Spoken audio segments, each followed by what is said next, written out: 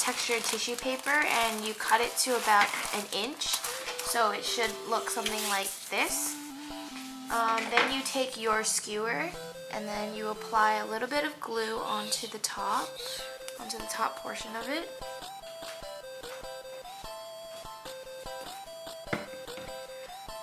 Just apply it diagonally to the strip, just like this. And then roll this part on top of the skewer so you have a diagonal. Fold this part down so you have this, and then just roll it towards the longer side of the strip so you get something like this. Okay, then you take this part. You have like a little triangle here and then like a kind of a triangle up here. You fold this part down and then you twist, and then you repeat it, and then you twist, and you twist, making sure that your pointed part of the flower matches up with the straighter part of the flower. That way you get some texture. You just keep repeating this process. Each layer should be a little bit bigger than your previous layer, just so your petals will come out at the end. And then you keep rolling, and you keep pressing, and just hold everything down with your left hand. That way everything doesn't pop up. And then it gets to the point where it's big enough that you can just hold it kind of like a wine glass way, and you put your thumb on top. That way nothing falls out. And you just repeat this process until you reach the end.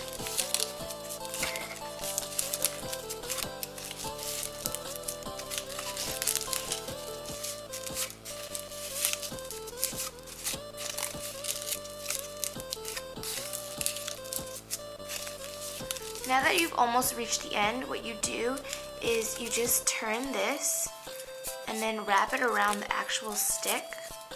So it will create like a layer right here. You just wrap it around there. And then you seal it with a little bit of glue.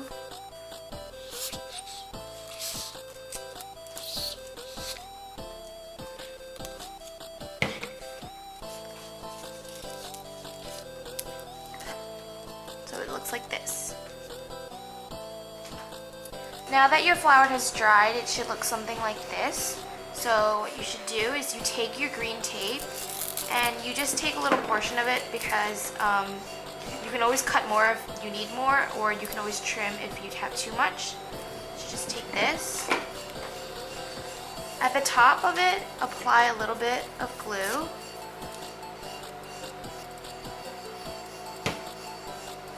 And then stick it right on where the flower ends at this part.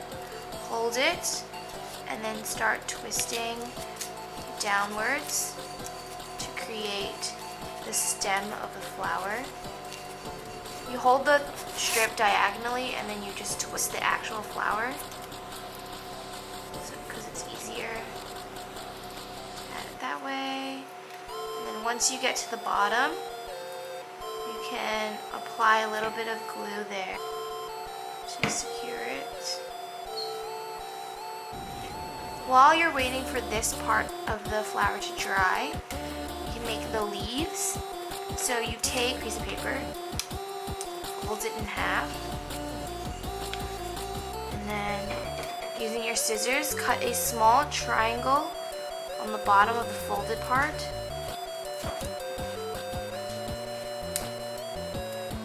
And then from here on, cut a teardrop shape.